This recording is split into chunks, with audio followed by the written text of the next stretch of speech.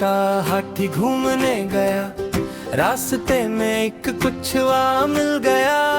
कुछवा था कुछ परेशान, रास्ते में गिरा था एक दरख्त आलीशान। हाथी बोला मत घबराओ, मैं अभी ये दरख्त हटाऊं।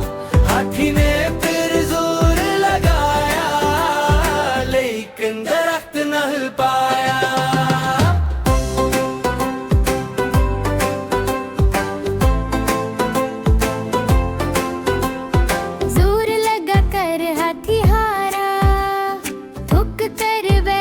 बेचारा तब कछुआ आगे आया, इसने अक्ल का काम दिखाया। हंसता सूच लगाई, दरख्त के नीचे से मिट्टी हटाई। रास्ता फौरन साफ हो गया, दोनों का मसला हल हो गया।